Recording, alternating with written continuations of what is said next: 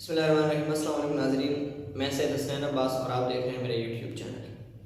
سب سے پہلے میں بات کرتا ہوں آصف غفور صاحب کے بیان کے بارے میں، جس میں انہوں نے فرمایا کہ اگر اسٹوڈنٹس پرامن احتجاج نکالتے ہیں تو پاک فوج ان کے اوپر کوئی لاٹھی چارج نہیں کرے گی، کسی قسم کا کوئی ان کو سزا نہیں دے گی اور نہ ان کو ہراساں نہیں کرنے کی کوشش کرے گی، ان کو احتجاج کرنے دے گی۔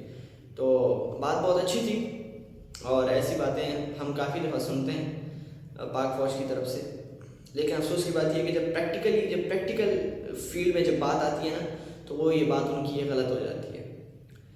ہم نے دیکھا کہ بچوں کے اوپر نہ تو لاٹھی چارج یعنی کہ صرف لاٹھی چارج کیا گیا، بلکہ بچوں کے اوپر گولیاں بھی برسائی گئی، بچوں کے اوپر ڈنڈے بھی برسائے گئے، بچوں کے اوپر پتہ نہیں اور کیا کیا تشدد کیا گیا، صرف اس کی وجہ سے کہ وہ احتجاج کر رہے ہیں۔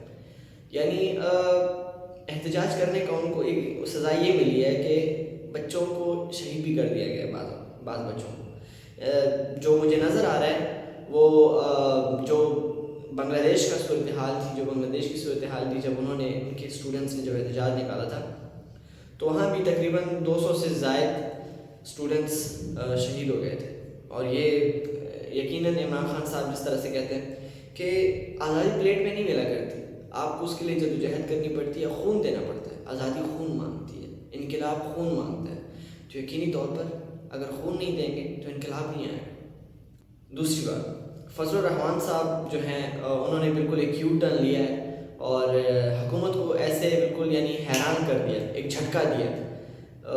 یہ کافی حیران کن ہے اور کافی مزیدار بھی تھا پی ٹی آئی کے کارکنان کے لیے، اور ڈیفینیٹلی جو پاکستان کے پیٹریوٹس ہیں ان کے لیے یہ کافی زبردست تھا، بھلی وہ پی ٹی آئی کے فالوورس نہیں ہیں، بٹ اٹس ناٹ پاسبل کہ اگر کوئی پاکستان کا پیٹریوٹ ہے اور وہ پی ٹی آئی کے اگینسٹ ہے تو maybe it's possible, but I don't think so کہ میں نے اس طرح کچھ دیکھا ہو۔ خوب انہوں نے ایک یو ٹرن مارا ہے اور حکومت کو ایک بہت ہی شاندار جھٹکا دیا ہے۔ ان کو جس طرح سے حکومت کی مختلف لوگوں نے ان سے ملاقات کی، پہلے جو ہے اپنے شہباز شریف صاحب نے، پھر بلاول صاحب نے ان سے ملاقات کی، پھر شہباز شریف صاحب نے ان سے ملاقات کی۔ ان کو یہ لگ رہا تھا کہ چلے بس ہم نے جو ہے نا مولانا صاحب کو گھیر لیا ہے، مولانا صاحب کو ہم نے اپنے پنجرے میں یا اپنے جال میں پھنسا لیا ہے، لیکن ایسا نہیں تھا۔ مولانا صاحب کو بڑا مزہ آ رہا تھا ان کے ساتھ گیم کھیلتے ہوئے۔ آخر میں انہوں نے پھر جو ہے وہ چھکا مار کے اپنی ٹیم کو جتایا۔ یہ بہت اچھی بات ہے، خوشی ہے اس بات کی کہ مولانا صاحب کو یہ بات سمجھ میں آئی ہے کہ حق کا رستہ کون سا ہے۔ مجھے اس بات کی خوشی ہے، اور نہ صرف مجھے بلکہ تمام جتنے بھی پاکستانی ان سب کو اس بات کی خوشی ہے۔ تیسری بات، آئینی ترمیم ہے، دراصل وہ کیا ہے؟ اگر آئینی ترمیم ہو جاتی ہے تو کیا ہوگا؟ یہ ترمیم اگر ہو جاتی ہے تو بہت بڑا مسئلہ ہو جائے گا اور بہت سارے جو ہے قانون کی خلاف ورزی، جو ابھی قانون ہے وہ قانون نہیں رہے گا، آئین میں تبدیلی آ جائے گی، ڈیفینیٹلی آ جائے گی۔ یہ ترمیم دراصل 50 مختلف ترامیم کا مجموعہ ہے، مکمل طور پر آپ کے آئین میں ہی تبدیلی لائی جا رہی ہے، صحیح ہے، آپ کے قوانین کو ہی تبدیل کر دیا جا رہا ہے۔ تو اگر یہ ترمیم ہو جاتی ہے تو یہ کافی خطرناک ثابت ہو سکتی ہے پاکستان کے لیے، جو پورے سسٹم کو ہی تبدیل کر دے گی، کہ مکمل طور پر ان کے ہاتھوں میں سسٹم دے دے گی۔ مثلاً فوجی عدالت، صحیح ہے، فوج جس طرح سے جس کو چاہے گی چیف جسٹس بنا دے گی، اور جس طرح سے قائضی فائزی سے نہیں کیا ہے، اس طرح سے اور بھی بہت سارے لوگ اپنی منمانی کریں گے اور اپنی چلائیں گے۔ صحیح، ہماری فوج ہمارے ساتھ نہیں ہے، اسی وجہ سے we don't trust them, we can not trust them. Even میں اپنے جو پی ٹی آئی کے قیادت ہے، مجھے اس کے اوپر بھی یقین نہیں رہا۔ کبھی ہمیں ایک بات سننے کو ملتی ہے، کبھی دوسری بات۔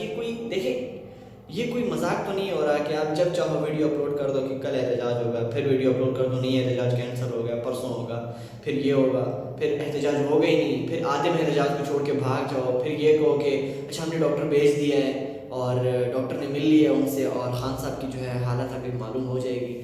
ڈاکٹر ہی سرکاری ہے تو آپ کو آپ کو کس بیس پہ آپ یہ کہہ رہے ہو کہ انہوں نے صحیح بات بتائی ہے؟ یہ بیرسٹر غور صاحب کی میں بات کر رہا ہوں، اسی طرح اور بہت سارے۔ this is going to be more complicated۔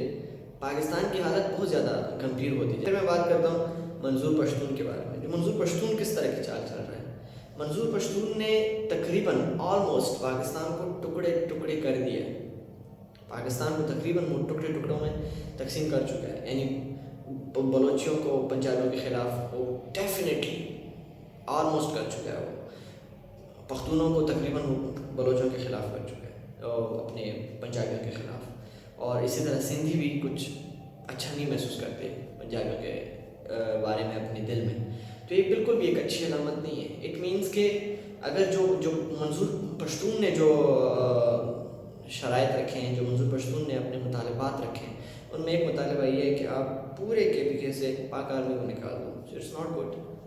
جیسی بھی ہے آرمی, جیسی بھی ہے, نام کی صحیح, لیکن وہ ہماری محافظ ہے. اگر وہ نہیں رہتی تو طالبان تو آپ کے اوپر چڑھ جائیں گے افغانستان. تو اٹ مینس کہ وہ چاہتے ہیں کہ یہ جو KPK ہے وہ افغانستان کے ساتھ مل جائے. صحیح ہے. اور اسی طرح بلوچستان الگ جب آزاد ہو جائے گا تو ان کا اپنے, خدا نہ کرے, ان کا اپنے ایک ملک بن جائے گا. ایسا کبھی نہیں ہونا چاہیے, کیونکہ دیکھیں پاکستان سے الگ ہونا کوئی مسئلے کا حل نہیں ہے نا. پاکستان میں رہ کر ہی پاکستان میں ہم اپنے حقوق حاصل کریں, یہ مسئلے کا حل ہے, یہ صحیح حل ہے. اور اس کے لیے یقیناً ہم سب کو بھاگ دوڑ کرنی چاہیے اور سوچ سمجھ کر فیصلے کرنے چاہیے. ایون کسی کو اگر سپورٹ بھی کرنا ہے تو ہم نے سوچ سمجھ کے کرنا ہے کہ why I am supporting this person. کیا اس میں کوالٹی ہے, کیا اس میں ایسی بات ہے کہ میں اس کو سپورٹ کر رہا ہوں.